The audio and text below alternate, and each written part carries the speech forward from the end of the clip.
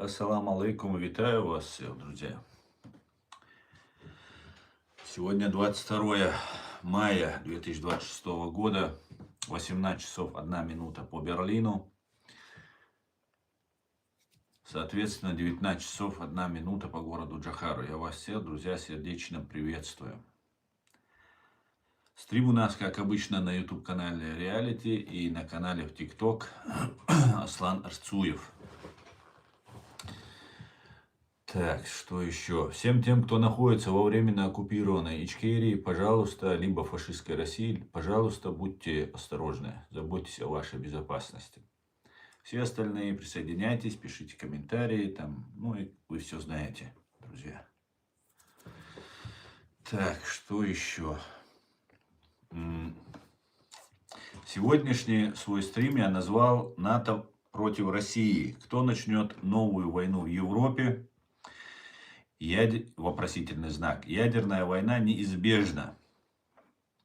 Тоже вопросительный знак. Об этом и многом другом давайте мы поговорим. Ну, вначале я хотел бы сказать, что мне вот постоянно пишут WhatsApp на мой рабочий номер. И я никому не отвечаю, друзья. Никому. Вообще без исключения. Я прошу меня извинить, Сумбяхмобил, но я пока ни с кем на связь выходить не буду. Я долго ждал, что кто-то будет выходить на связь, кто-то будет активно чем-то заниматься. Но сейчас вот долго-долго, часами отвечал на вопросы, разговаривал со всеми и так далее. И чаще всего, кроме провокаций, ничего не получал. Поэтому, если что, извините, Бяхмобилашсон, я пока ни с кем не буду общаться. Валейк салам, Осиль. Валейк салам. Так, ну, вначале немножко новостей, ситуаций.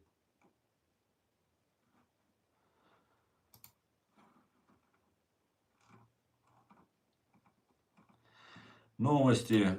В Крыму перебои с поставками топлива. На многих автозаправочных станциях нет бензина, дизельного топлива. Российские власти Севастополя ввели ограничения на продажу горючего, объяснив ситуацию логистическими сложностями. Рассказываем. И дальше рассказывает Крым Реалии об этом. По 20 литров на руки только дают. Ну, только продают по 20 литров. Это хорошая новость, я вам скажу, друзья. Также я хотел бы дать вам послушать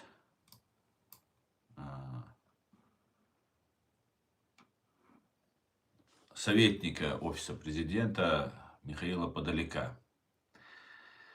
Дело в том, что, как мы знаем, в 2022 году, в октябре, Верховная Рада Украины признала Чеченскую Республику оккупированной, Ичкерию, оккупированной, что над нами совершен геноцид.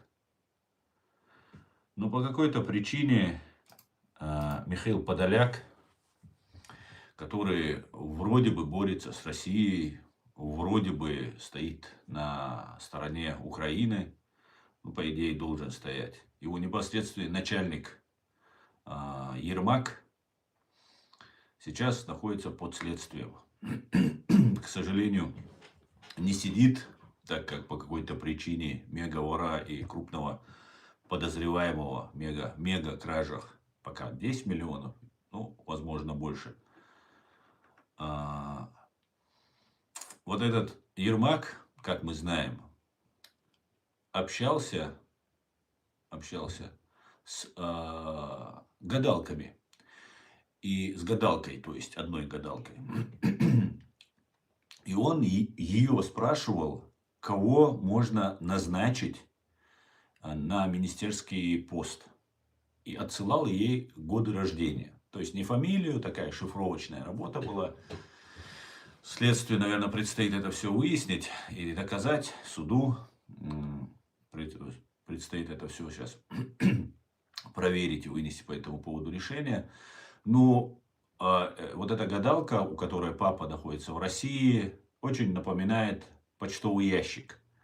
почтовый ящик, через который ФСБ передавала информацию, соответственно, а Ермак передавал ей эту информацию. Так что коррупция – это может быть не самое страшное преступление. И вот посмотрите, что говорит Подоляк.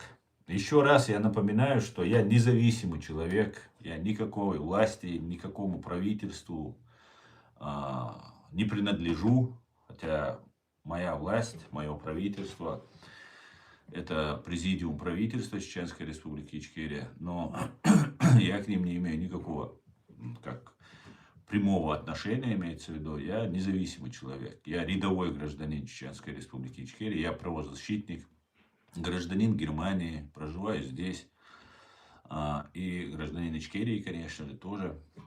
Поэтому, чтобы понимали, что я говорю это от себя, это мое личное мнение. И всегда так делаю. И этим горжусь. В этом, помните, как в том старом советском фильме, в этом гостинице я начальник. Давайте послушаем. Россия, безусловно, агрессор. Да, агрессор 92 года, это Молдова, агрессор последующих годов на внутренней территории по отношению этнических, по сути, сообществ, таких как Ичкерия. Да. По сути, внутренняя территория, наша Чеченская Республика Ичкерия, которая образовалась после развала Советского Союза, мы первые встретили вот эту большую орду, которая...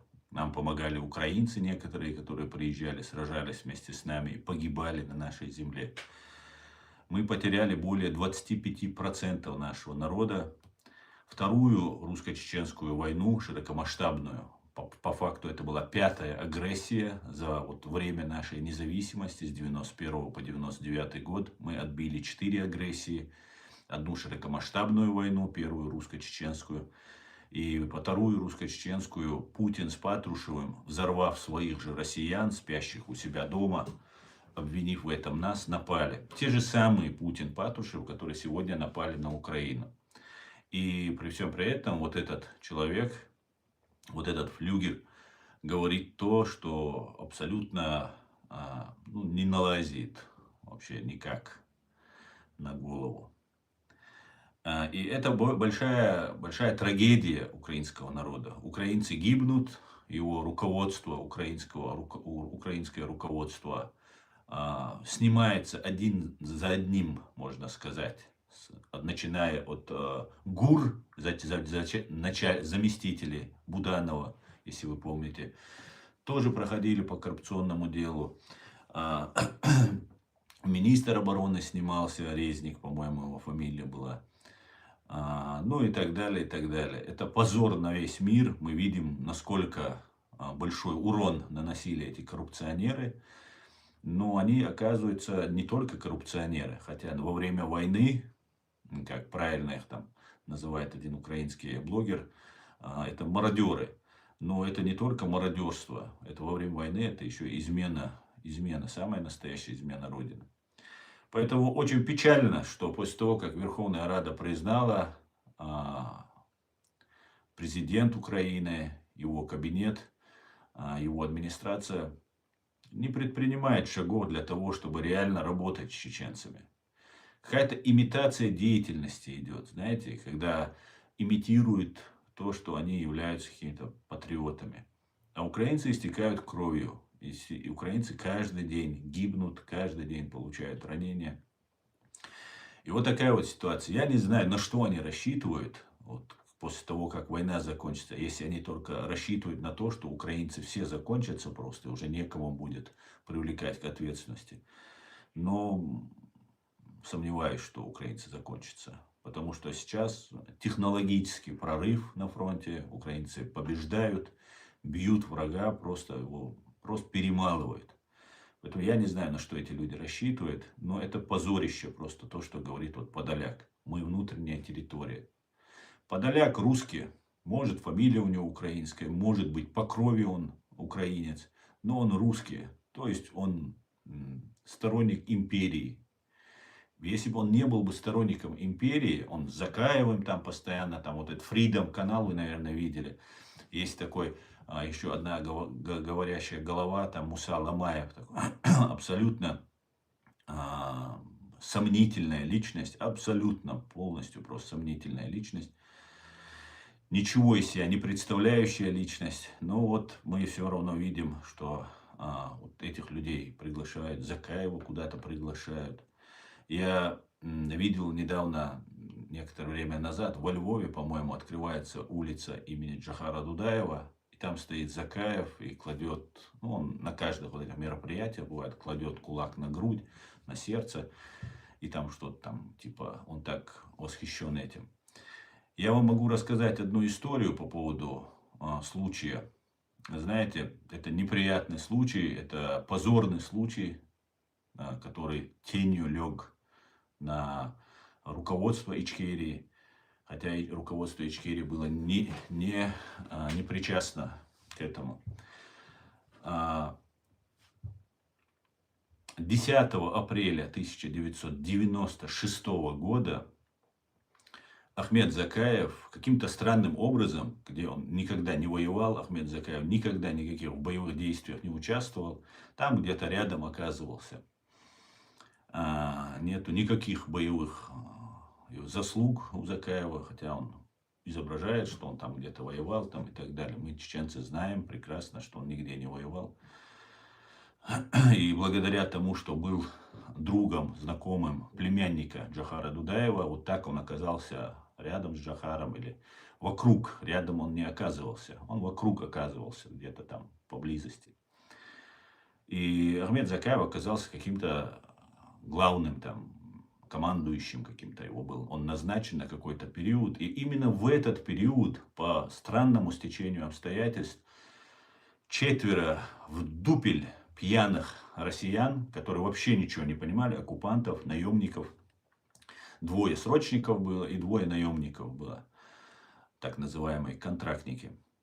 Ехали на грузовиках и везли снаряды. Снаряды Турции, там, ну, что-то такое, которое ничем нам не пригодно оружие. Вот такие тоненькие ракеты для вертолетов, для вот этого барабана вертолетного. Ну, что-то было пригодно, но в основном это было все непригодно. 2 Урала с 4 в дупель пьяными, и они везли эти вооружения, снаряды, везли куда-то. И Закаев сказал, что задержать, арестовать. Его люди их пленили, вот этих 4 русских. Этих 4 Закаев сказал отвезти на какую-то базу. Есть интервью об этом в начале, когда обо всем говорили. И их отвезли на базу пленных. А на базу отвезли там, где у нас отдыхали наши бойцы батальона Борз. По-моему, Борз он назывался, потому что менялось название. И там как раз бойцы были нашего элитного подразделения Руслана Гилаева. Его парни там были, которые после многих недель боев, вымотанные, уставшие, и с потерями, были у них погибшие. Тогда погиб брат, родной брат Доки Умарова, будущего президента и последнего президента Чеченской республики Ичкерия. И каким-то странным образом там появился еще один человек. Этот человек сейчас входит в окружение Ахмеда Закаева, совет старейшин, так называемый. Мы, чеченцы, абсолютно не признаем. Здесь в Европе есть такая какая-то группа людей, которая называет себя советом старейшин. И вот этот человек пришел с камерой. Тогда не было телефонов с камерами, как мы знаем. Были большие такие камеры, которые на плечо кладут. И они казнили этих 4 военнопленных. И все это было записано на камеру. После этого, чтобы было и ясно, было понятно, что это не просто случайная какая-то съемка была каких-то там бойцов, которые решили просто там побравировать, поснимать убийство военнопленных. После того, как эта запись была сделана, после этого преступления, после которого произошло, туда приехал Руслан Гилаев, он узнал об этом, Руслан Гилаев об этом не знал, когда это все происходило. Там несколько человек, вообще на базе находилось 14 человек, из них, ну, четверо, по-моему, были вообще несовершеннолетние дети, которые им еду носили. База находилась в горах, и эти молодые ребята носили им еду, там что-то приносили, уносили, просто случайно оказались там вот эти четверо пацанов. И потом приехал туда Руслан Гилаев, ну, назвал их всех предателями, продавшимся там и так, ну, ругался, короче говоря, грозился расстрелять всех и так далее. И Руслан Гилаев уничтожил эту запись, просто взял ее и кассету эту разломал. Но эту запись сохранили, переписали ее, и после этого ее мне постоянно здесь в ТикТок приходят жалобы.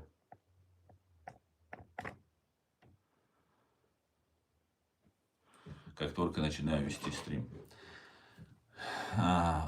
Но запись сохранилась, была копия, была сделана. Значит, это было сделано не просто так, какая-то там выходка бойцов.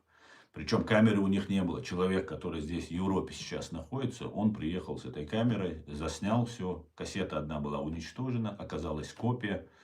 И через какое-то время эта копия, через буквально пару дней, она уже продавалась на центральном рынке города Грозного, тогда еще города Грозного, ныне город Джохар. И это произошло, вот это преступление произошло 11 апреля 1996 года.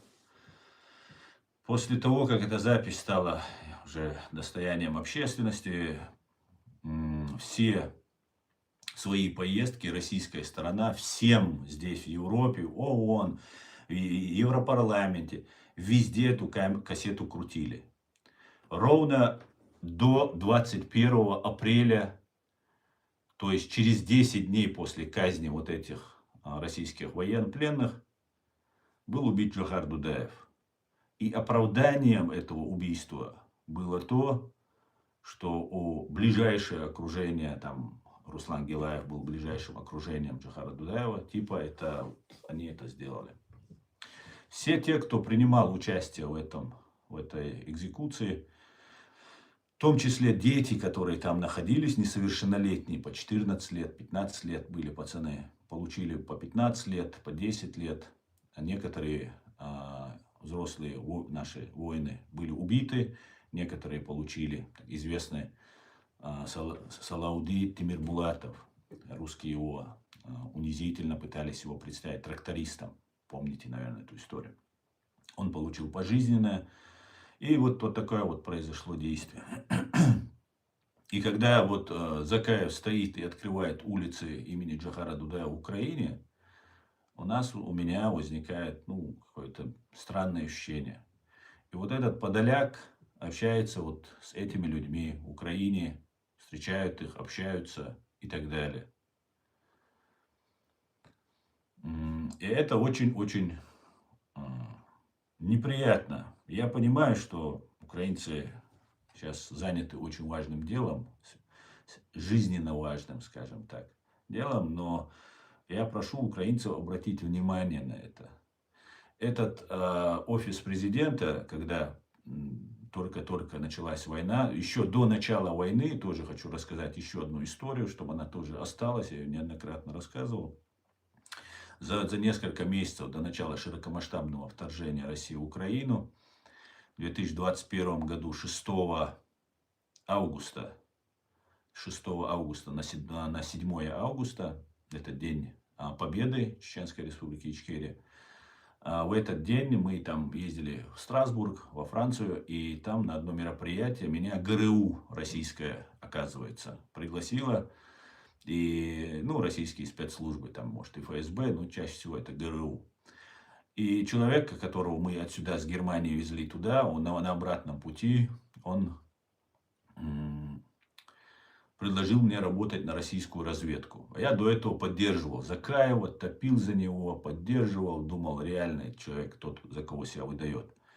То есть из его ближайшего правительства, так называемого, никакого правительства у него нет. Это все обман, это все фейк, это игра, он актер, он играет свою роль. И после этого я просто этих людей оставил. Просто больше... Ну и, конечно, я разоблачил их всех. Но, несмотря на это, мне они предлагали работать против Украины. Я отказался. Я дистанцировался даже от тех украинцев, с которыми общался, потому что боялся, не дай бог, навредить как-то. И хотя я украинцам был такой парень, дедусик, я ему это сразу же все рассказал. Ну, был у меня с ним такой хороший контакт, общение. К сожалению, его сейчас нет. Он погиб. Но его сын, мы помогали, там деньги собирали. И вот я общался с ним, с дедусиком непосредственно. Ну и, конечно, в эфире говорил, написал заявление здесь, в Германии. И вот, вот этой ситуации, которая была, на меня уже началась война через несколько месяцев, уже в феврале 22 года. Мой канал занесли в серый бан, так называемый. И как я это понял, есть такой Уильям Брауди, по-моему, зовут, вот Магнитский, помните такого Магнитский? Он был юристом у вот этого Уильяма. Его канал, его YouTube канал занесли, или YouTube канал, или его внесли какой-то список, потому что украинские спецслужбы передали ФБР данные, кто является, на их взгляд, там, врагом Украины. И мой канал оказался в этом списке. И потом, когда этот Уильям Браудли, по-моему, зовут его, он поднял хай, и потом, когда большая передача была на эту тему, потом вынули его, исключили его из этого бана, и мой канал таким же образом исключили из этого бана. То есть, несмотря на то, что я делал все, что я делаю для Ичкерии, для чеченцев, для Украины, я был внесен, да, в список. А те люди, вот этот Муса Ламаев, они, видимо, согласились. И теперь они на всех каналах там находятся. Тоже очень интересно наблюдать за этим. Я об этом говорю, смотрю. Есть украинцы, которые понимают меня. Не знаю, какие они принимают шаги для того, чтобы как-то что-то изменить. Но вот ситуация такая, чтобы вы понимали. Поэтому это очень печально, конечно, что Подоляк и вот эти люди, и тот же Кирилл Буданов находятся на таких высоких постах и так откровенно игнорируют чеченский вопрос. Ну, было бы понятно, если бы просто чеченский вопрос игнорировали. Игнорируется украинский вопрос. Не было бы понятно, конечно. Нет, ничего понятного в этом не было бы. Это вопиющий факт. Но когда сами себя, но это не может быть. Это самоубийц нет. Значит, они не против самих себя. Надо определить тогда, с кем они. И ответ напрашивается сам собой.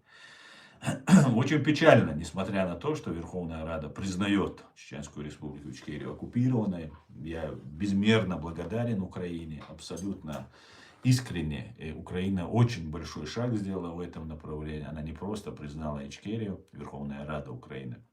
Она еще прямо сказала, что это был геноцид, и отправила документы ООН, чтобы другие также последовали. Это большой прорыв, особенно когда у Украины такой авторитет. Правда, этот авторитет, который такой болью, таким трудом добывается, расходуется, просто выбрасывается так.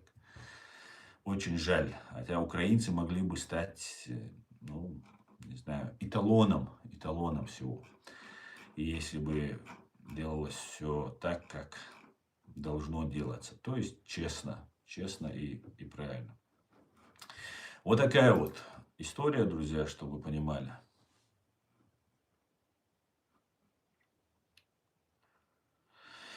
Так, приветствую, Катерина.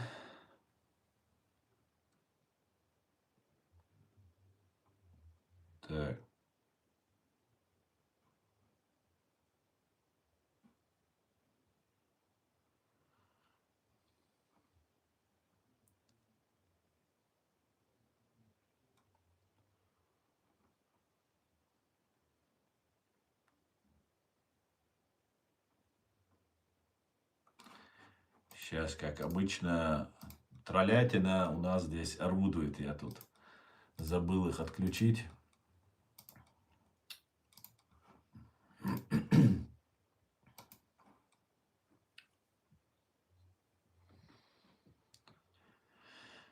Так.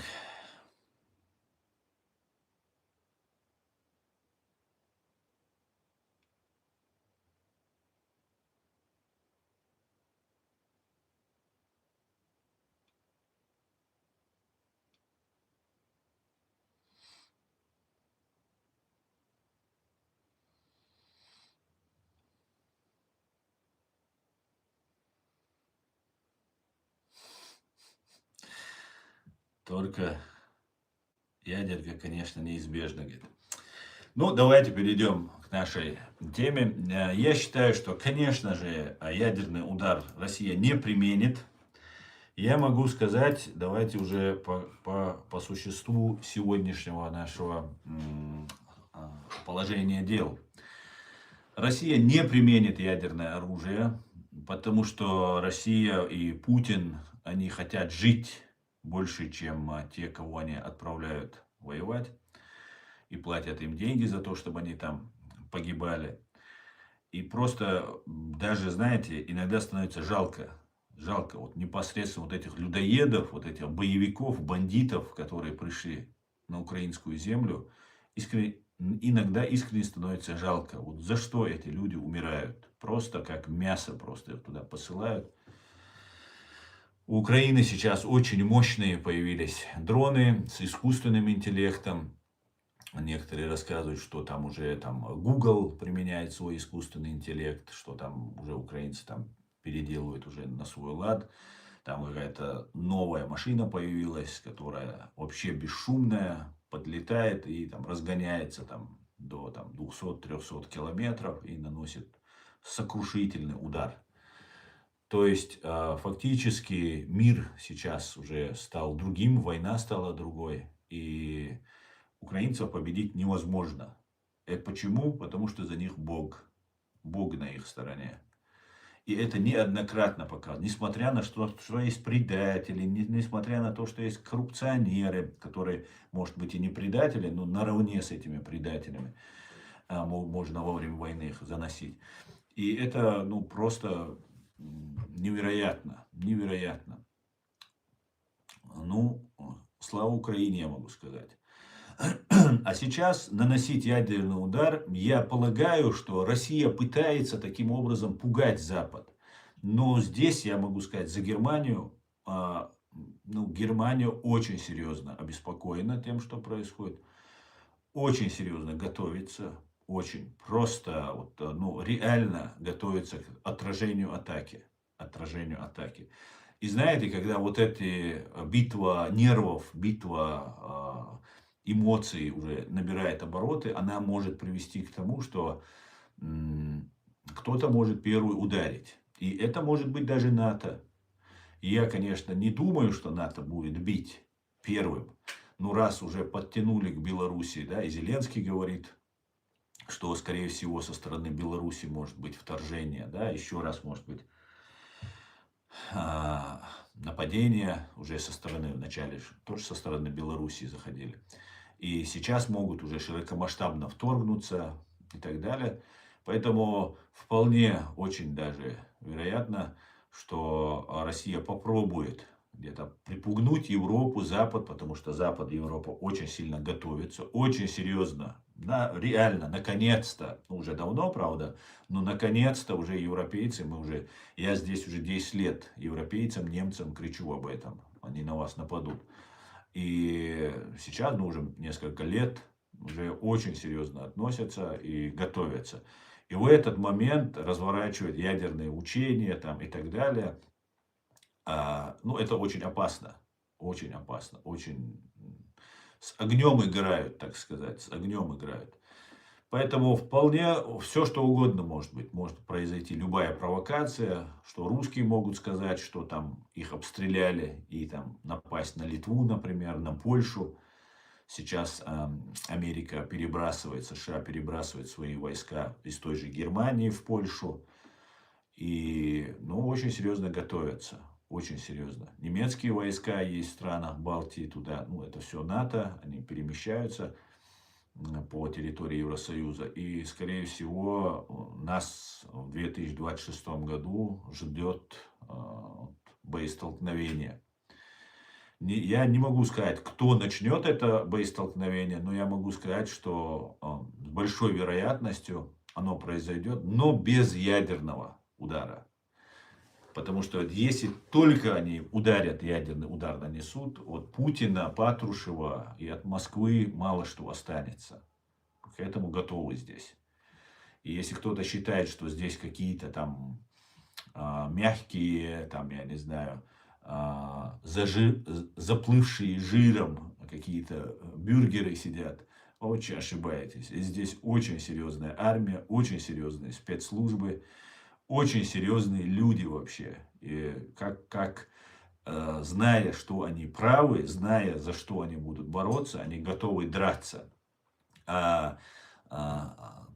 Миф о непобедимости армии разбили первыми чеченцы российской армии.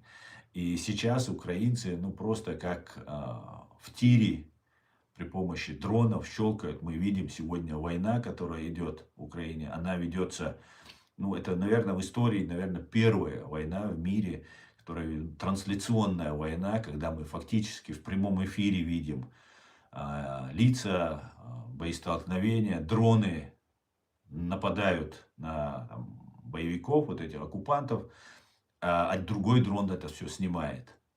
Это невероятно просто. Технологии достигли такого прогресса, такого развития, такого успеха, что ну, не может ничего российская армия с ними сделать. Абсолютно ничего. И я не знаю, почему русский народ молчит. Да я понимаю, запуган. Я понимаю, запуган. Такой же страх, только там хуже, может быть, у нас во временно оккупированной Ичкерии находится. Я очень хорошо знаю состояние дел и психологию людей, которые там находятся. Но русские вас же не убивали, как нас убивали. Против вас нету силы. Вот, например, Ичкерию миллионный народ, из которого убили четверть. Кого-то там изгнали, где-то 300 тысяч живет у нас здесь в Европе, кто-то, огромное количество там в тюрьмах сидят, ну, ну, короче говоря, просто ужас, что сделали с чеченским народом. Ну, над вами-то русские этого не делали. Против вас больше миллиона вы потеряли в Украине. Ну, вы могли бы с этим миллионом спокойно пойти просто на Красную площадь, сесть, не надо даже, что не умывать. Просто сесть и не вставать с этой Красной площади, эти 1,5 миллиона, 1,2 миллиона убитые и раненые, просто сели бы и все, и была бы победа. Я не понимаю, почему вы русские, вроде бы вы не глупые, вроде образованные у вас есть, вроде и стержень, характер у некоторых есть. Ну, я не понимаю, почему вы так, как просто бараны идете на эту смерть, и называя украинцев братьями, и уйдете убивать, как Каин и Авель, получается. Ну как так? Ну куда это? Ну сколько можно уже это смотреть и непонятно просто, непонятно. Очень, очень непонятно. Вы призываете опять развалить Чечню. Что вы для нее сделали? Ну, Чечню, Чеченскую республику Ичкерию развалить невозможно. Мы единый организм, чеченский народ, в отличие от России, которая является империей, которая оккупировала чужие территории кровью, насилием, убийствами, страшными насилиями. Вы часто рассказываете нам о том, что американцы там индейцев убивали и так далее. По сравнению с то, что вы сделали с народами Кавказа и народами Севера, это цветочки, что было, понимаете? Вы убивали просто миллионами людей. И сейчас я призываю за то, чтобы чеченцы и все народы, которые хотят этого, жили свободно. Дайте людям жить, русские. Что вы хотите от нас? Что вы хотите? И потом вы удивляетесь, а нас за что? А мы что сделали? А мы что, виноваты? Там же это наверху кто-то решает. Так от вашего имени это делается. Когда от нашего имени пошли в Грузию кадыровцы, ямадаевцы так называемые, и представляли, что чеченцы, там около 100 человек, может, было этих ямадаевцев, или может больше, чуть меньше. Нам трубили, что чеченцы напали на Грузию, это 2008 год. Так мы первые возмущались, кричали во все горло. Нет, это не чеченцы, к нам они отношения не имеют. Когда сейчас в 2014 году началась война уже с Украиной, то же самое, кадыровцев послали. Это нужно было представить, что не русские воюют, а вот чечены воюют. Вот плохие какие чечены, им что-то украинцы плохое сделали, они идут туда воевать. Так мы во весь голос кричали. Наш генерал Иса Мунаев поехал туда и встал, сказал: я чеченец. Нету других чеченцев. Чеченцы на украинской стороне. Понимаете? Мы с украинцами одного мировоззренческого кода. Тысячи лет. Украинцы древнейший народ, как и чеченцы. И мы очень-очень давно пересекались в этом мире. Поэтому мы просто хотим, чтобы вы, русские, сказали: вот смотрите, вот здесь в Европе есть, вот вас представляют русские. У вас здесь много беженцев. Кто сбежал через Грузию, Казахстан, многие уехали. Никто не хочет воевать. Я все понимаю. Если ты, если народ русский атомизирован, и ты один просто как пойдешь, там, как Дон Кихот на амбразуру, то, конечно, ты погибнешь. И некоторые предпочитают уехать. Но вот здесь, в Европе, вас огромное количество. Кто за вас говорит, посмотрите? Посмотрите, в ПАСЕ кого пригласили. Знаете, почему приглашают? Потому что вы, русские, молчите. Здесь, в Европе, вы молчите. Понимаете? Приглашают Ходорковского, Гудкова, всю гибню какую-то самую. Посмотрите все, кто вас представляет. Вот в Украине Пономарев там такой есть, депутат бывший. Вот это все вчерашние, вчерашние, сегодняшняя номенклатура, вчерашняя КГБ, ГРУ, вот кто представляет. А где свободные русские? Где вы есть? Почему вы молчите? Почему вы свое мнение не высказываете? Это же вы же как бы большинство в этой России. Вы что-то же можете сделать? Но вы почему-то молчите странным образом.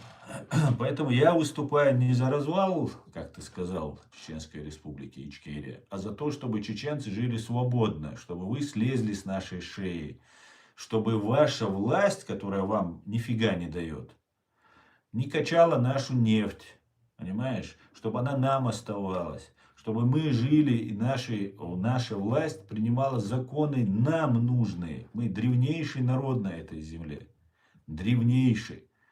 Может быть, один из самых древних. И мы хотим сами управлять своей судьбой. Как это хотят делать украинцы. Как это хотят делать вы, русские. Хотя вы не управляете собой. Вы тоже фактически оккупированы. Только оккупированы вы не иностранным каким-то интервентом. Вы оккупированы своей гибней, которая в 17 году еще начала вас расстреливать массово. С тех пор вами управляет. Это ваша новая элита, новое дворянство. Ту царскую Россию расстреляли и сделали себя дворянами. Очень жаль, конечно, что вы не кричите, что это не русские. Вот мы говорим, это не чеченцы, это кадыровцы. Как угодно их называйте. Мы вот украинцам сколько добивались этого в начале. И сам Мунаев приехал еще в 2014 году. И все, украинцы, да, поняли. Хорошо, зачем им врага наживать, если мы сами себя это хотим снять. И также и вас там в Украине русские воюют за Украину. Гибнут каждый день, можно сказать. Русские так же, как и украинцы. Их больше всего. В Украине же много русских живет. Почему эти русские не объявляются? Может, им не хочется там как-то выделяться, сказать: мне лучше я буду русский украинец, чем я просто за русских буду впрягаться. Может, по этой причине. Но по факту,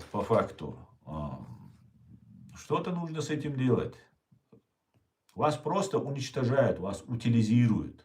Я не могу сказать, что это для нас плохо, для нас, чеченцев. Что чем меньше будет русских боевиков, тем мой народ быстрее освободится. Но с другой стороны, я вас хорошо знаю. Среди вас не все же людоеды. Мы же это знаем. Но нельзя же вот так просто вот смотришь, и даже искренне жалко становится людей. Да, он бандит, он преступник. Какого фига он пришел туда? Но он пришел. Его просто уничтожают.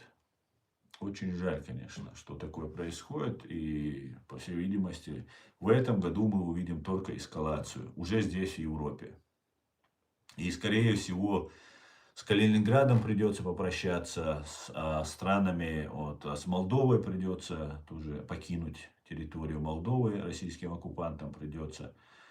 Ну, что будет с Белоруссией? Ну, возможно, на Белоруссии никаких боевых действий не будет, но если русские хоть один камушек кинут в сторону НАТО, то с Калининградом и с Молдовой придется попрощаться. Как-то так. Так, Варя Ветреная. Уважение за наш флаг. Слава Украине. Героям слава, Варя. Спасибо за донат. Спасибо. Так.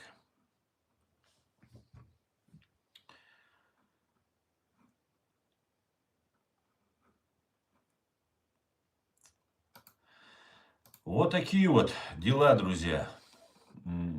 Вчера, вот здесь в Фейсбуке, 6 во время продолжающихся боевых действий на территории Украины погибло еще 6 азербайджанцев.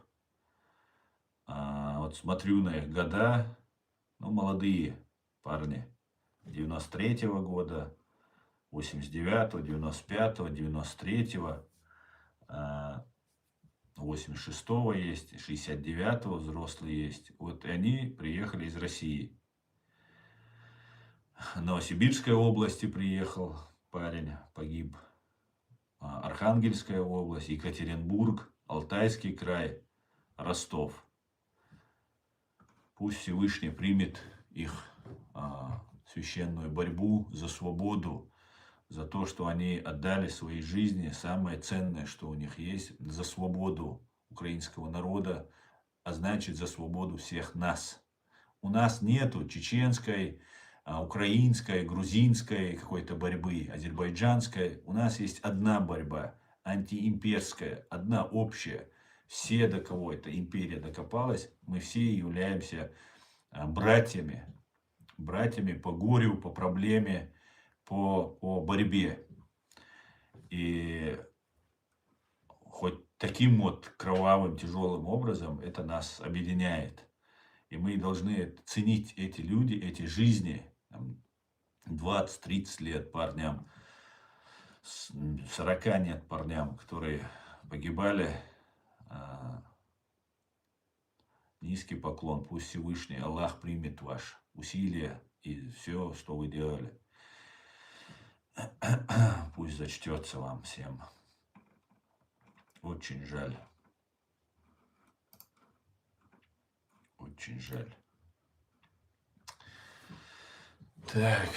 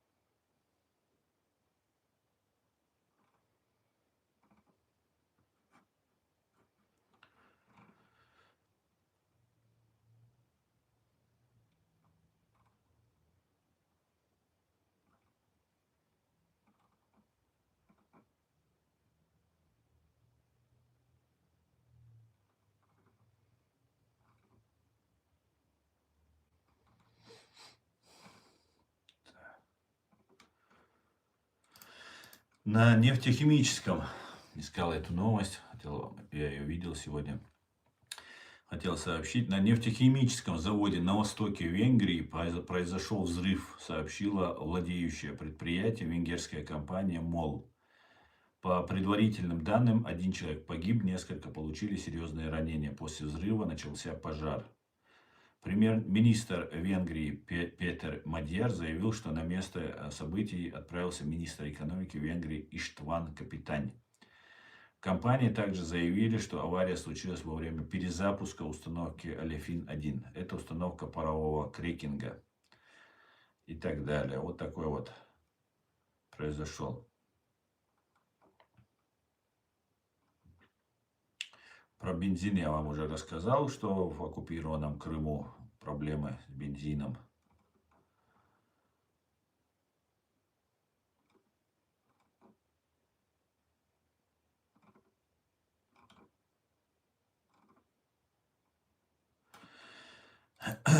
И вот Андрей Сибига, глава МИД Украины.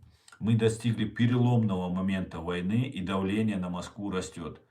Украина удерживает позиции, а людские ресурсы России перестали представлять решающее преимущество. Это как раз о том, что я мне говорил, о том, что дроны теперь могут просто всех уничтожать.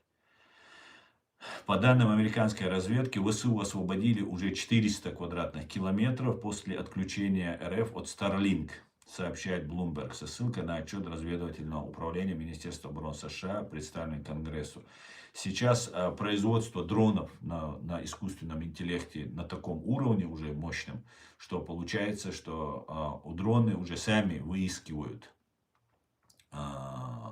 цель для атаки, их запускают, они летят, батарейка садится, они возвращаются, либо есть специальные генераторы, на которых они подзаряжаются и снова начинают действовать. И украинцы сейчас, украинцы, как известно, это очень такая способная нация, очень талантливая нация. И любое дело они умеют, и в том числе очень хорошо умеют в своей истории они доказали, умеют воевать. И сейчас, когда мировой прорыв просто, понимаете, сейчас уже танк ничего не значит. Да, танки еще не вымерли, как мамонты, но по факту уже танк ничего из себя не представляет. И когда послушаешь российских оккупантов, они просто в шоке, в ужасе с того, что творят украинские вот эти дроноводы. По 5-6 дронов, видимо, страха глаза велики, по 5-6 дронов на одного человека там, и так далее, и так далее. Я думаю, нам украинцы не все показывают, как они там ликвидируют этих террористов. Но невероятный успех. И это то, что Украина, например, может стать щитом всей Европы. Всей Европы. Вот если бы еще в политическом смысле было бы также все хорошо. Было бы очень круто. Госдепартамент США одобрил возможную продажу Украине оборудования для обеспечения функционирования зенитного ракетного комплекса «Хавк» на 108 миллионов долларов. Это более старая система по сравнению с ЗРК «Патриот». В 2024 году издание Forbes писало, что комплексы «Хавк» могут составлять почти треть сил противовоздушной обороны Украины. Вы заметили, самолеты российские не летают. Нет смысла им подниматься. Танки ничего из себя не представляют.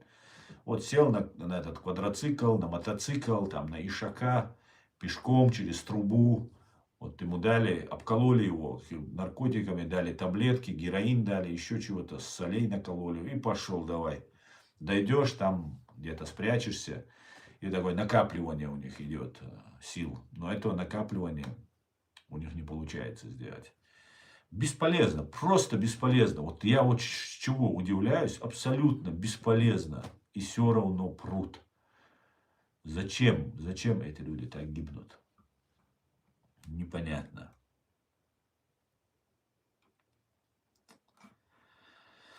Вот такие вот дела интересные творятся в этом мире.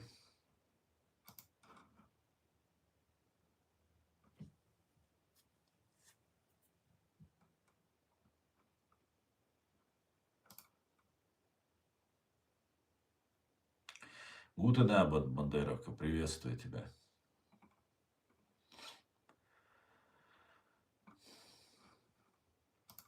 Германия готовит масштабный план гражданской обороны, миллиарды евро на убежища, технику и снаряжение.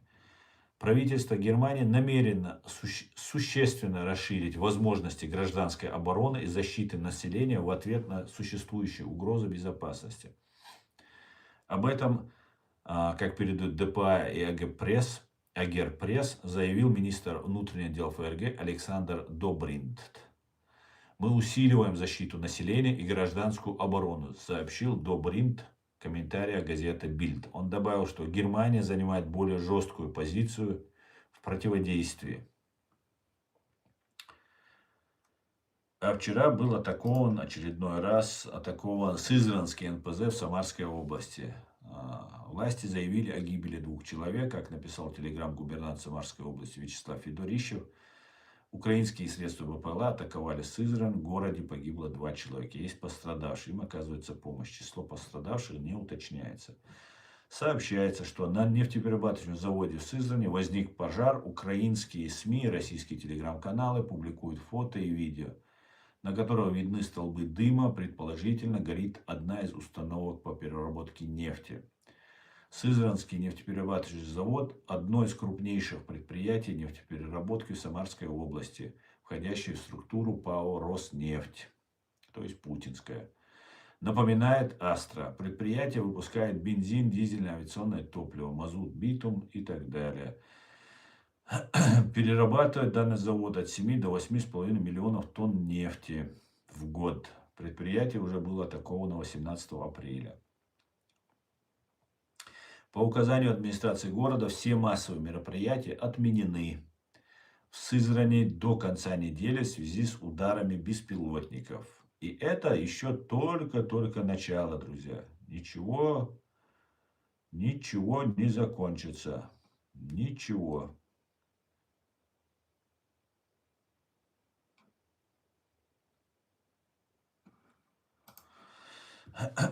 Так, салам алейкум, асам. Приветствую, позитрону. Алейк салам.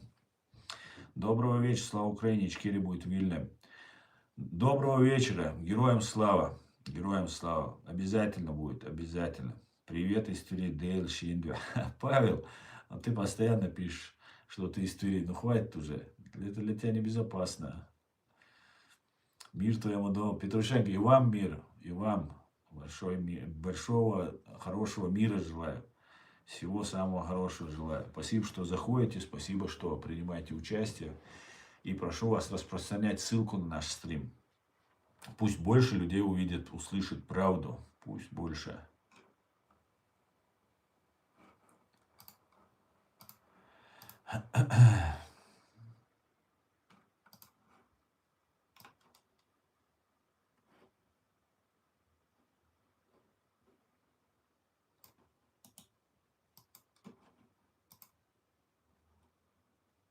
Так, одну секунду.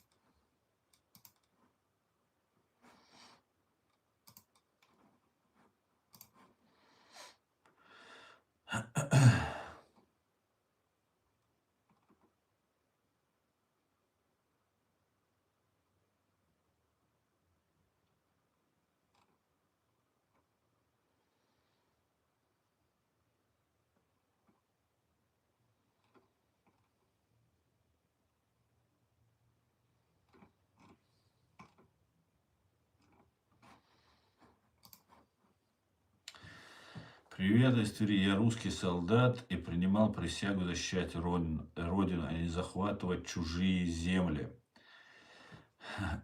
Павел, ну, ты меня, короче, сбил с толку своим.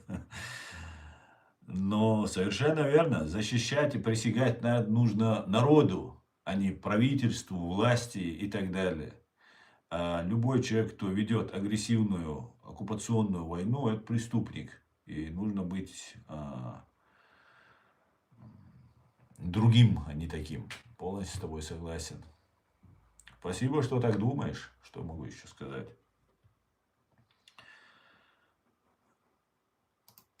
Таких людей побольше, могу сказать. И все будет хорошо.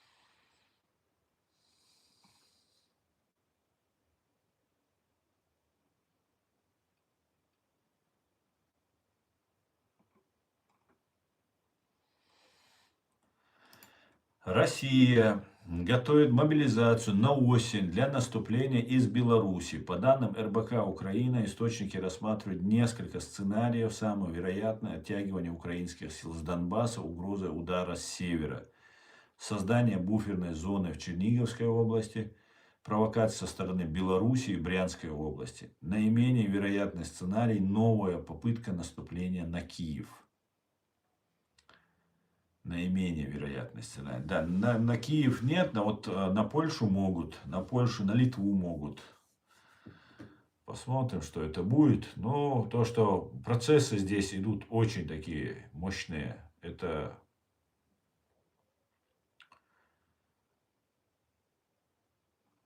уже факт. Я могу это засвидетельствовать. Здесь, в Германии, это уже не шутки. Здесь очень серьезно ко всему относятся. И будем смотреть.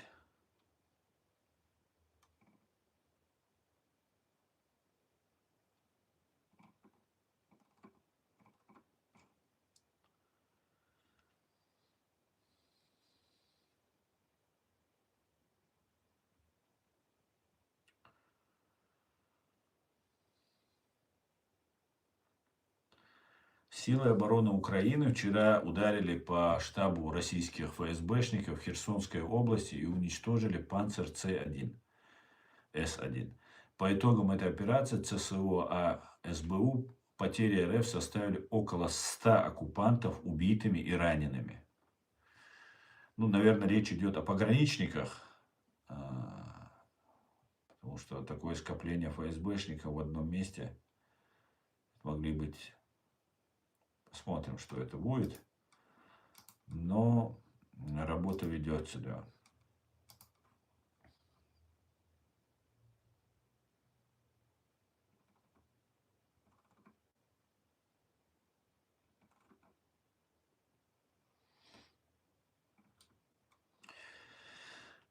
Друзья, наверное, кто меня смотрит, помнит, несколько дней назад, неделю назад, прошлую пятницу, я рассказывал о том, как российские спецслужбы пытаются представить меня российским шпионом. То есть бывшие мои родственники, которые работают на Русню, они всячески изображают, что мы как-то проводим тайные встречи там и так далее. Рядом с моим домом, недалеко от моего дома сняли, и от школы моего младшего сына сняли квартиру, там вокруг ошиваются, то в автобусе они оказываются вместе с моим, с одним из сыновей, в торговом центре, на машине, когда едем, рядом оказываются. И ничего не предпринимают, просто рядом постоянно находятся. И я об этом публично рассказал. Я рассказал об этом, предупредил, потом написал заявление по этому поводу. И сейчас, я полагаю, они пытались. Дело в том, что я, как вы знаете, всегда разоблачаю всех, кто работает на Россию. И получилось так, что эти люди хотели меня не просто уничтожить, да, они хотели представить меня агентом российских спецслужб. И, соответственно, всех, кого я назвал агентом российских спецслужб или подозреваемых в том, что они работают на российские спецслужбы, автоматически случаи моей гибели становились, ну, всем известны, все об этом знают, я прямо об этом говорю, не скрываюсь. Все знают, где я живу, чем я занимаюсь, абсолютно. Ну, вначале я вообще не скрывался, я с этими людьми, с некоторыми общался. Вот Закаева поддерживал, там вот эту всю, вот эту братью. И сейчас этот план у них сорвался. Я полностью раскусил этот план, полностью разложил по молекулам. Вы можете посмотреть. Гамбургской полиции, агенты ФСБ называется этот мой стрим. Их было парочка. У меня был он на русском и на чеченском языке. Оборотень ФСБ в полиции Гамбурга один называется, другой называется агент ФСБ в гамбургской полиции. Вы можете посмотреть. Это 7 мая, 8 мая я писал.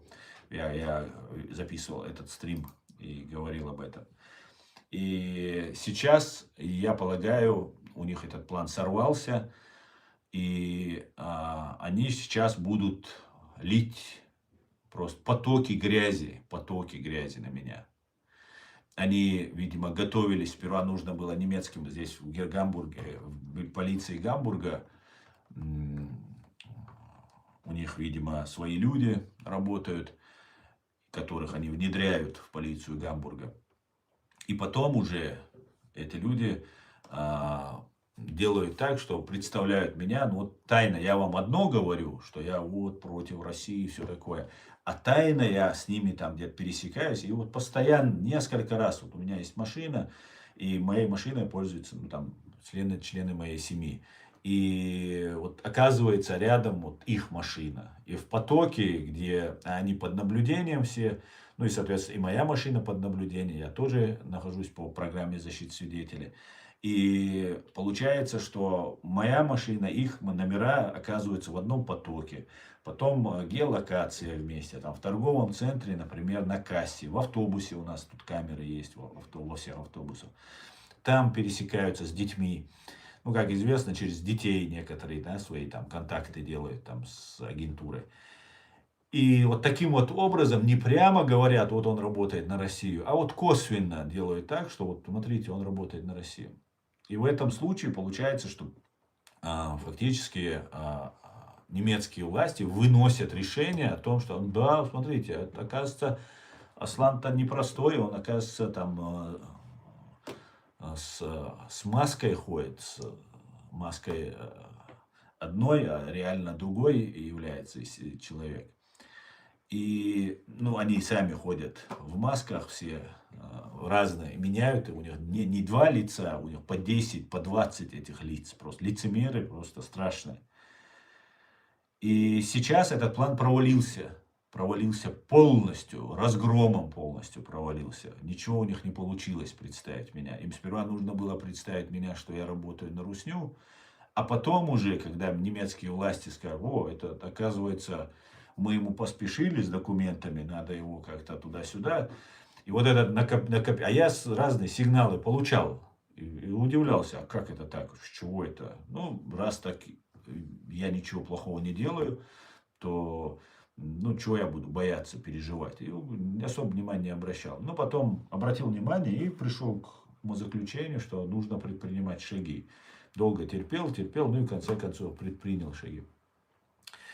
И после того, как уже немецкие власти посчитали бы меня ненадежным, сомнительным человеком, сомнительной личностью, то после этого можно меня атаковать уже по-всячески атаковать. И в итоге сейчас они будут, я полагаю, сейчас я вижу уже разные процессы, какие сразу начинаю видеть, чем они занимаются. Они будут предпринимать сейчас шаги и будут на меня выливать тонны грязи. Тонны. Вот вы сейчас увидите. И это все связано с 8 и 7 мая.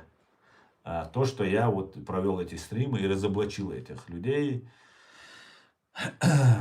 Поэтому будем смотреть,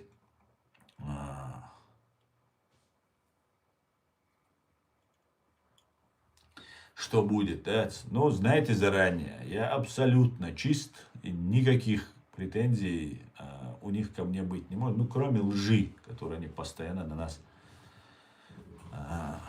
на него сливают, да, ну, они привыкшие. Но если они думают, что я все выложил, они ошибаются. Я имею информацию, которую меня попросили не разглашать, так как это не моя информация, я вынужден молчать.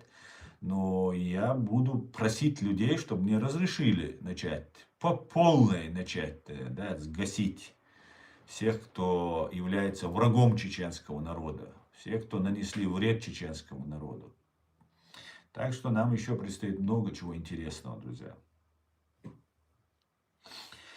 ВСУ стоит больше уделять внимание особнякам олигархов и российской верхушки. Возле каждой резиденции и дворца ПВО поставить невозможно.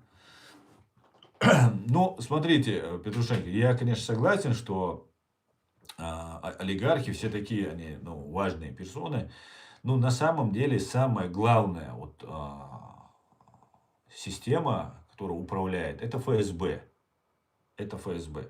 И это ФСБ должно... и они и есть олигархи. Они и есть верхушка. Это и власть, и деньги, и вся эта система.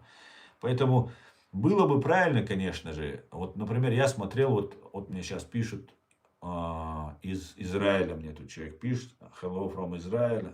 Шалом, шалом, шалом, hello, Израиль.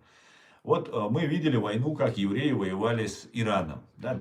Та прошлогодняя война, 12-дневная. Но били они, ну, было видно, что реально враги схлестнулись. Те били по гражданскому населению, потому что для евреев это болезненно. Евреи били точечно по там, центру принятия решения, там разные там, головорезов уничтожали. И было видно, что реально идет борьба, реальная борьба. Когда началась война против Ирана, которую вот уже Трамп начал вместе с Нетаньяху, я ее не поддерживаю, эту войну, она абсолютно и антиизраильская, и антиамериканская, и анти для всех нас. Это война, на мой взгляд, по спасению Путина была. Но ее как начали? Удар сразу же по верхушке пришелся. Ну и так далее, и так далее. Мы все это видели. Поэтому мы видим, когда по-настоящему воюют, и когда не по-настоящему воюют. Когда там имитируют, там что-то там затягивают и так далее. Поэтому вот мы не видим войны, которую ведет, чтобы она там наносилась по Лубянке, там, по Кремлю, там еще что-то. Да, у России есть атомное оружие, это факт, это понятно. Но я гарантирую, что они не применят это. Я раньше думал, что они применят ядерное оружие и так далее. Под своим флагом сами они не применят. Могут передать каким-то там террористам, еще что-то сделать и так далее. Но сами они не применят это ядерное оружие. Они могут Ирану его в конце концов дать. Сами не ударят, потому что сразу же прилетит обратка. Даже если бы уничтожили бы Путина, вот тогда...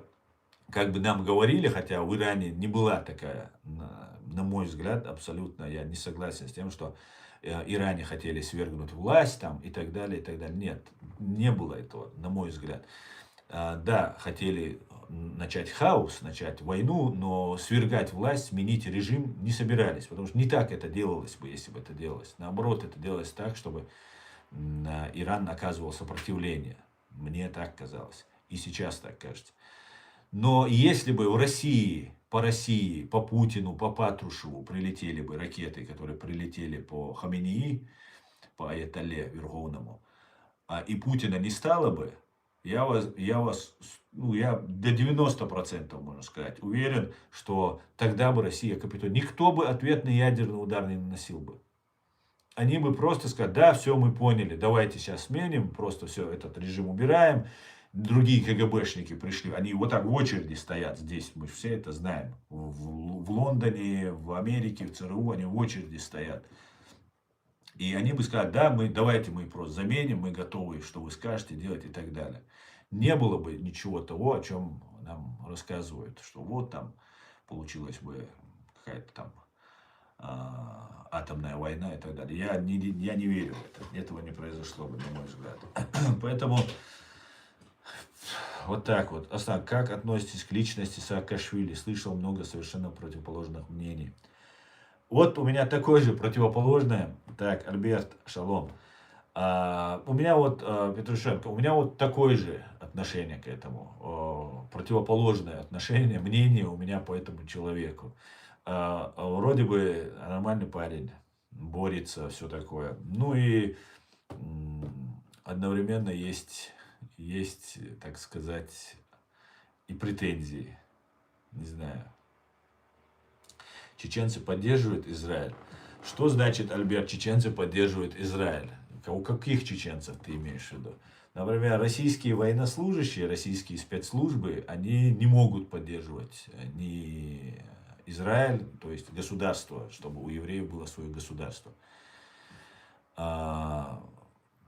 И сейчас, после этой страшной войны, которая прокатилась там, очень многие просто смотрят и ужасаются, что происходит. Поэтому я не могу сказать, что чеченцы поддерживают Израиль. Я могу сказать, что я поддерживал Израиль, поддерживал еврейский народ. Не Натаньяху, вы меня тут извините, конечно, я никому понравиться не хочу. Я хочу говорить то, что я думаю, и оставаться на своей линии. Я поддерживал и поддерживаю своих друзей евреев, я поддерживаю право Израиля на существование, за то, чтобы евреи жили в своем государстве, им ничего не угрожало, чтобы они не боялись отправлять своих детей в школы, в садики и так далее, и самим идти на работу. Это я поддерживаю. Поддерживаю ли я то, что происходят некоторые там преступления, которые военные преступления, я не поддерживаю эти преступления, не могу их поддерживать. И оправдание только лишь то, что вот там произошло 7 октября, и я могу теперь делать все, я с этой позицией тоже не согласен. Нельзя делать все. У всех есть равенство. Мы все равны, все. Нету никого избранного. Мы все равны перед Богом, перед законом, перед международным правом. Но при всем при этом я хочу и удивляюсь, почему в Израиле люди, которые выходят с протестом, с требованием, чтобы провели независимое расследование 7 октября 2023 года, почему их разгоняют водометами? Меня это не устраивает вообще никак. Как это так? Я хочу, чтобы 11 сентября в США расследовалось открыто, прозрачно, честно. Это же из-за этого же миллионы людей погибли потом. Я хочу, чтобы 99-й год, когда русские взрывали своих же, спящих ФСБ взрывало своих же русских женщин, детей, чтобы это открыто было расследовано. Я хочу, чтобы 7 октября 23-го тоже было расследовано открыто прямо. Вот такая вот ситуация. Но в основном у нас, у чеченцев, нету, по большей части, в нашей культуре, в нашем менталитете, нету того, что нам пытаются представить, что какие-то чеченцы это антисемиты, антисионисты и так далее. Если объяснить чеченцу, некоторые просто не понимают, что такое сионист. Сионист это тот, кто хочет иметь свое государство, то есть там на горе Сион, там иметь свой Израиль. То это то же самое, что требуют чеченцы, иметь свою Ичкерию. Вот то же самое мы требуем. Поэтому ни один нормальный здравомыслящий чеченец не захочет отказывать, который не за Россию. Тот, кто за Россию, он уже предатель. Ему плевать и на Израиль, если на самого себя плевать, на свою родину плевать. Поэтому в этом смысле здесь все не так однозначно, что вот так сказать, что чеченцы и кто такие чеченцы. Мы тоже, как и евреи, тоже разные. Российские евреи, например, я вам скажу, они такие же кадыровцы. Они не за Израиль, они не за евреев. Они за то, чтобы, не все абсолютно, опять же, нужно всегда делать оговорку. Не все, конечно же, но некоторые евреи нас очень поддерживали во время войн, когда шли русские войны против нас. Но по большей части помогали российские евреи и так далее. Натаньяху говорит, что он с Путиным до сих пор в хороших отношениях, и там нужно дальше поддерживать там, и так далее. Для меня этот человек такой же, как Путин, если он поддерживает его. И после 7 октября он это сказал. Я был в шоке просто. Как так? Почему его евреи не выносят из своего кабинета тогда? Тоже странно. Поэтому это очень сложный вопрос. Но я протягиваю руку евреям. Я говорю, что я чеченцев многих убеждаю, объясняю, и многим мне удалось много что сделать, чтобы объяснить чеченцам. Но знаете, когда началась война в Иране, евреи, с которыми я общаюсь, поддерживал отношения, ну, какая-то махровая антиисламская, антимусульманская истерия началась. Она никак логически не объясняется.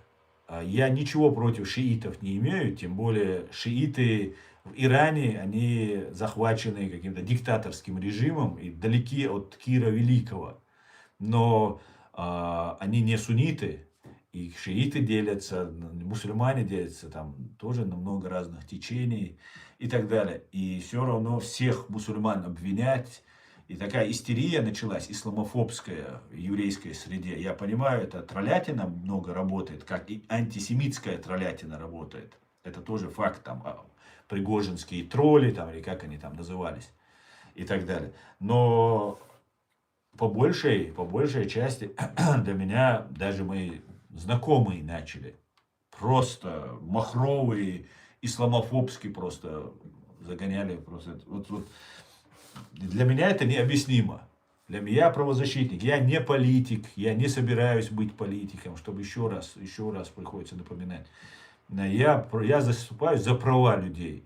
Я протягиваю руку евреям. Я говорю, что вот вы имеете право на свой государство. Я вас в этом поддерживаю. А мне плюют в эту руку некоторые.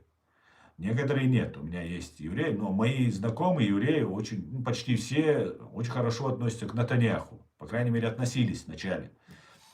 И не знаю, как сейчас, у них мнение поменялось о нем или нет, но я все равно молчать не буду. Я не буду его... Это ваше личное дело, вам самим нужно разбираться с ним. Но не буду его хаять, но и поддерживать я его тоже не буду. Поэтому это... Вот смотрите, ситуация. Очень-очень показательная ситуация. В прошлом году, 25 августа 2025 года, Алексей Титов, высокопоставленный офицер, полковник или подполковник ФСБ, закладывал бомбу, сделанную из маленького газового баллона, такого небольшого, полуметрового, и сам подорвался на этой бомбе в центральном детском магазине на Лубянке. И через буквально 3 дня в Миннеаполисе расстреляли христианскую школу, где там были дети. Потом было несколько нападений на еврейские разные организации, в том числе в Австралии нападали во время праздника. Тогда, слава богу, удалось их обезвредить, хотя, к сожалению, погибли люди. И много вот таких случаев было. Кстати говоря, в Австралии мусульманин обезвреживал. Но это не важно. Хорошо, что вот тогда просто не нагнетать. Я не хочу, чтобы мы противостояли вот в этом смысле, как хотят наши враги. Да, я понимаю, что Израилю нужна безопасность. Я целиком полностью стою на стороне, в этом смысле, на стороне Израиля. Они должны обеспечить, вы должны иметь свою безопасность. Вот сейчас в Сан-Диего, в США, произошло нападение тоже на детей, уже на мусульманских детей. 3 человека погибли, и 2 нападавшихся тоже застрелились там, и так далее. И вот в этой ситуации мы откровенно видим, понимаете, убивают евреев на праздник, убивают там, пытаются убить русских детей. А для чего русских пытаются убить? Чтобы сказать, мы с вами, это Россия над нами так делала. Она так убивала там американцев, убивала там других и говорила, и потом своих убивала. И говорит, у нас тоже терроризм, смотрите, мы же боремся. А 25 августа это сделано на День независимости Украины, чтобы стрелки на украинских националистов привести. А они немножко отличаются некоторые. Да, есть там антисемиты среди украинских националистов. Есть, они везде есть, как мы все понимаем, антисемитизм, к сожалению. Но детей взрывать русских украинцы не пойдут. И еврейских убивать не пойдут. У них вон враг стоит, которого там мочи сколько хочешь, сколько душа тебе влезет. Да, это не заканчиваются их. Они.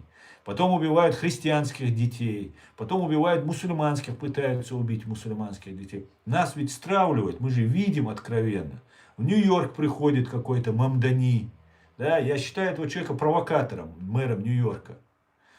он начинает что-то там про мусульман. Это провокации. Это мы должны видеть. Мы должны это понимать. Да, и потом два каких-то там мерзавца бросают там бомбу. Слава Богу, никто не погибает. Против мусульман там собирается вот это. И вот эти вещи, если мы не будем все видеть, или только мы, чеченцы, это будем видеть, или я там, может, один это будет видеть, этого недостаточно. Мы все должны это увидеть. Нас стравливают. Вы же не хотите в Израиле, чтобы ваши дети, внуки дальше гибли, погибали, жили постоянно. Вот Израиль, да, там много чего добился, сделал в медицине, там много чего, деревьев там, в этой сложной климатической зоне смогли там много чего сделать. Ну, евреи могли бы просто Швейцарией стать, понимаете? Не стал Израиль Швейцарией, как мы понимаем. Не стал. Потому что постоянно нужно воевать, постоянно нужно защищаться, постоянно. Ну, можно же как-то решить этот вопрос, можно же не эскалировать эту систему, не доводить это. Ну, нельзя же убить всех арабов или всех мусульман, ну, это невозможно. Пробовали же, и религию убивать пробовали, еще что-то делать. Я понимаю, честное слово, я понимаю, насколько в тяжелом положении находятся евреи. И они должны защищаться. Но посмотрите, здесь нужно же объективным быть. За всю историю меньше всего на Кавказе вообще никогда не было. Никаких, особенно у нас, вот, мы никого никогда не трогали. Ни евреев, ни христиан, никого. Но больше всего страдали ведь не от мусульман евреи, а от тех, кто считал, что Христа распяли, вот эту фишку закладывают. И вот правые, нацисты, националисты, они же преследовали евреев больше всего. И сейчас, которые поддерживают Free Palestine, им плевать на этих палестинцев, на этих всех торгов. Ну, по большей части, не все, но по большей части. Ими движет ведь свои личные неприязнь, своя ненависть, там еще что-то и так далее. Это же нужно понимать, но никто не говорит про них. О, там Европу захватывают. Вот парень есть, Дэнджел, еврей здесь парень. Он заходит иногда, мы тут общаемся. Он говорит, что там тоже вот эта утка запускается, можно просто искусственный интеллект забить, когда мусульмане захватят Европу. И будет понятно, это невозможно. Даже если тот же поток беженцев сюда приходил, вот у Дэнджела видео, вот Европа, угроза для Европы. Так Европа этот антисемитизм. Здесь не Европа, европейские разные правые, они разжигают этот антисемитизм, прикрываясь, как будто они там помогают, там, сектор газа, там, они очень переживают и так далее. Потому что самим говорить как-то уже в 21 веке живем как-никак. А евреи начинают на мусульман гнать. Так нас же стравливают. То есть вас подкидывают, чтобы подставляют, сказать. Это же можно невооруженным взглядом заметить. Ведь ничего не такое. Это сегодня, мы же всегда жили. Вот сколько там Андалусии, потом изгнали евреев. Но жили как огромное количество. Во всех арабских странах, на Кавказе всегда жили евреи. Их никто не убивал, не преследовал. Ну, я не знаю. Я хочу примирить наши три религии. Я хочу, чтобы мы не убивали друг друга. Мы должны договориться. Если мы люди, если мы реально люди, которые мы говорим, мы заявляем, мы такие все правильные, туда-сюда, там, мы древние, там, туда-сюда, такие все правильные, с Богом напрямую общаемся. Ну, давайте тогда договоримся, давайте уберем эту ненависть. Я призываю убрать эту ненависть. Меня сразу записывают в исламофобы, в евреи и так далее. Что не соответствует действительности. С одной стороны. С другой стороны, евреи хотят, чтобы я безоговорочно во всем поддерживал. Они поддерживают. У меня был много лет здесь. Женя ушел. Все, что-то ему не понравилось, я что-то сказал. Хорошо хоть не нахамил. Потому что я слишком много хорошо сделал в отношении евреев. Наверное, из уважения к этому он не стал мне сильно грубить, что-то хамить, просто обиделся, ушел. Но я свое мнение высказываю. Я не хочу быть на чьей-то стороне. Я хочу, чтобы мы были справедливы в отношении всего. Вот вы задаете, заходит, а как вы относитесь к евреям, как вы относитесь к Израилю? А как Израиль и евреи относятся к чеченцам? Скажите мне, пожалуйста. Вот объясните, сколько евреев поддерживают чеченцев? Сколько евреев, которые поддерживают, мы их по именам знаем, их не очень много. Русскоговорящие, российские евреи, которые были. Не всех, правда, некоторые это делали не очень открыто, но и были, и мы поддерживали, знаем, благодарны им всем. А как Израиль относится? Признал ли Израиль? Я признаю право Израиля на существование. Я признаю право Израиля и в самое трудное время, когда все стрелы летели на меня, когда там всех призывали воевать, идти там против Израиля, там в 23-м году, в 24-м году, я сдерживался, и вся грязь, все пули, все стрелы летели на меня. А поддерживает ли Израиль, поддерживают ли евреи право чеченцев на свое государство? Вот что интересно. И если я поддерживаю, это не значит, что я должен от своего отказаться. Тогда зачем я вам нужен? У вас что, евреев мало кто поддерживает вас? Зачем вам нужен чеченец, если, имеется в виду, если он полностью становится евреем? Зачем такой нужен? Лучше хорошо, если я буду чеченцем и поддерживаю. Я тогда смогу убедить чеченцев. И не только чеченцев я убеждал. Это очень интересная и долгая тема. И нам придется. Мы же не живем одним днем. У нас должны быть дети, внуки, правнуки. Мы древнейший народ. Мы сквозь время идем. И евреи, и чеченцы, и многие другие народы. Так почему мы должны оставлять эту проблему, это горе, только лишь за то, что какая-то верхушка хочет удержаться у власти, нахапать миллионы, миллиарды, а мы должны, значит, потом жизнями наших детей, ладно, своими мы расплатимся, ладно, как говорится, нежели и нечего, как говорится, умрем, допустим. Ну, а детям за что тогда? Зачем тогда рожать тогда? Зачем жить тогда, если потом дети, внуки будут люто ненавидеть, убивать? Я предлагаю положить конец этой ненависти. И мы все должны сделать шаг назад, уступить, проявить уважение. И я вот начинаю эту тему обсуждать. И я считаю, что мы, чеченцы, самые лучшие, кто подходит на эту миссию.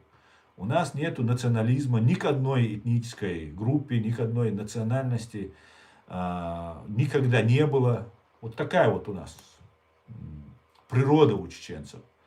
И всячески я предлагаю чеченцам, давайте мирить. Мы все вышли с ковчега. Все три религии идут от Сима, сына Ноя. От Ноя, значит, они идут. И Сим, Шем по-исламски, по-арабски. Мы все, у меня вот превью есть на позапрошлом стриме, где на ковчеге стоят три здания. Синагога, церковь и мечеть. Я призываю к миру, я протягиваю руку, а мне некоторые плюют в эту руку. Ну хорошо, пусть тот, кто плюет, он мне не интересен.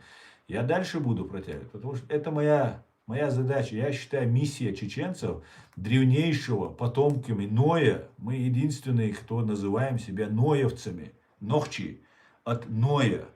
Нох. Это наше имя. Чи – это множественное число. Ноевцы, люди Ноя. И мы должны примирить вас всех, нас всех, детей, последователей, потомков Ноя и тех, кто выжил и остался после потопа. Извините, что так долго, но вот я решил вам сказать свое мнение. Я буду стоять на этой позиции. Я не буду за евреев против кого-то. Я не буду за чеченцев против кого-то. Я буду за всех. За всех. Спасибо, Позитрон. Спасибо. Спасибо тебе большое за эту поддержку. Мы должны выйти из той матрицы, в которую нас загнали. Вас, евреи, тоже загнали в матрицу. Вы же не сейчас в ней оказались. Вы пережили страшное горе. Вас 50% уничтожили в 30-х, 40-х годах. Довели до просто ужаса, до состояния просто невозможного страха.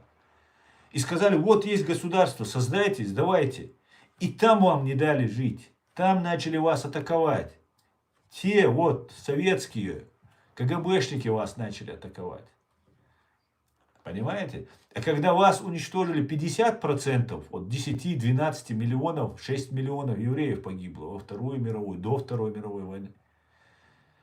Чеченцев и ингушей тогда, таких же древних, как вы, таких же самодостаточных людей, погибло от 1 700 000.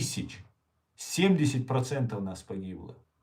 Понимаете? Просто про нашу трагедию не говорили, как про вашу. Но она была страшная трагедия. И вы оказались в матрице. С нами уже посчитали, что можно не считаться. А вас начали использовать дальше. Вы это должны осознавать, понимать. И тоже пытаться не оставлять дальше. Вы не можете всех победить. Это невозможно. Просто невозможно. Их не нужно побеждать. И женщины, дети, многие из-за вас. И хотели бы поддержать вас. Понимают ваше горе. Именно искренне сострадают. Но когда дальше идет агрессия, все мусульмане плохие. Ну хорошо, мусульмане, да, это я понимаю, да, это еврей может пойти на это. Но давай дальше продолжать тогда. Тогда надо и про христиан сказать, про вот европейцев сказать, которые люто ненавидят некоторые, не про всех же говорю. И про мусульман, про всех нельзя говорить. Но из-за страха, я понимаю, можно так предположить. Но это же тогда вас ведут, специально ведут. Знаете, у Высоцкого песня была такая, идет охота на волков, на серых хищников. И вот на этих волков ведут, когда охоту, находят логово волков, протягивают 2 веревки вдоль от этого логова и привязывают к ним веревочка, красные тряпки. И с той стороны подгоняют волков, и они бегут. И они не прыгают вправо-влево. Они вот бегут по этому коридору, где висят вот эти тряпки красные. По какой-то причине, как говорят, они не прыгают вправо-влево.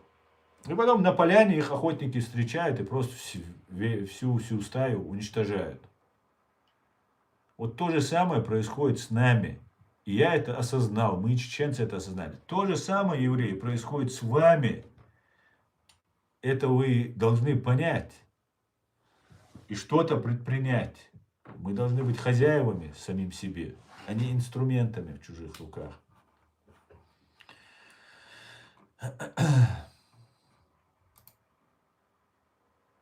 Я знаю, что думаешь про атаку в ВСУ, школу ЛНР? Я думаю, если они поддержали сепаратистов из России, они вправе атаковать все, что находится на территории. Они предатели Родины, охрудить. Иркин, это невозможно. Украинцы никогда украинцы не били по детям. Никогда. Это как раз ложится в эту канву, сейчас попытка убийства детей. Это тух. Вот я как раз перечислял это все. 25 августа 25 года фашистская Россия, Алексей Титов самоподорвался, закладывая бомбу. И потом на христианскую школу нападение было в Миннеаполисе. И вот сейчас было нападение на мусульманский центр, исламский центр, где тоже дети находились. И сейчас, вот видите, удар по школе, говорит. Вот я не знаю, я первый раз слышу эту информацию, не знаю, не читал, не знаю про нее. Но я могу сказать, что украинцы за все это время, за страшные преступления против самих себя не совершали. Может, какие-то эксцессы были, но вот таких, чтобы детей убивали, никогда за этим украинцы. И это на Украине ошибка могла быть, еще что-то, я не знаю, что там было, я посмотрю, но за украинцев такого не наблюдалось. И они не имеют права. Даже украинцы, которые ведут священную войну, никто, понимаете, никто, украинцы, кто чеченцы, папуасы, никто не имеет права бить по детям. Никто. И украинцы не били. Я не верю в это. Это не могло быть. И вот то, что ты говоришь, что да, имеют, их родители предали. Родители могут быть кем угодно. Детей нельзя ни в коем случае. Да? Даже если родитель предатель, да, во время войны там может ему прилететь, но если он не военный, а просто гражданский, его тоже нельзя убивать. Это военное преступление, целенаправленное убийство военных. Украинцы за этим не замечены. За этим замечены русские. И Алексей Титов, ФСБшник, который взорвался, замечен.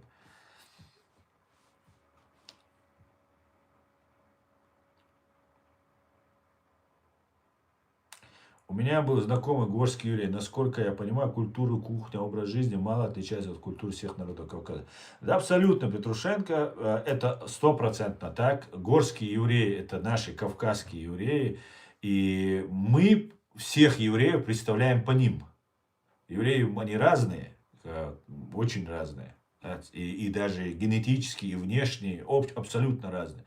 Но при всем при этом, стопроцентной уверенностью мы с большим уважением относимся к нашим горским евреям и проецируем их на всех евреев. Это может быть ошибкой наша. Может быть, другие не так к нам относятся. Но наши евреи, это наши кавказские евреи. Вообще никаких вопросов. Да.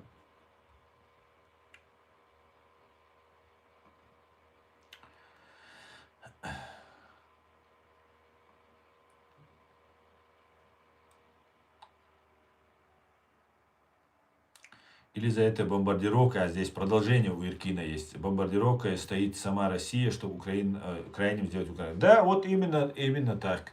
Иркин, я твой вопрос, он у тебя не поместился, поэтому ты его ниже написал. Поэтому я абсолютно уверен, что это не украинцы. Не знаю вообще, о чем речь, но просто должны же быть они замечены за таким украинцы. Вот сколько они потерялись, сколько несправедливости в отношении них. Ну, хоть в чем-то мы должны были на чем-то их подловить, увидеть.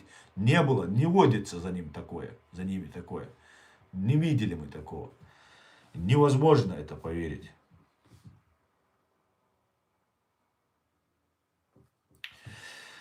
Друзья, на этом Почему я не могу прочитать то же, что и вы? Аскезы, ты бедный мучаешься весь стрим. У меня стрим идет в YouTube и в TikTok. И я читаю YouTube то, что комментарии. И иногда вот вас читаю. Друзья, я на этом свой стрим закончу. Завтра у нас будет стрим с Агьядом Идиговым в 19 часов по Брюсселю. Заходите. И как обычно, слава Украине! Все будет Ичкерия. Ночек Амдинду, Хираду. Адикюэль Маш Ойль. Всего хорошего. До свидания, друзья.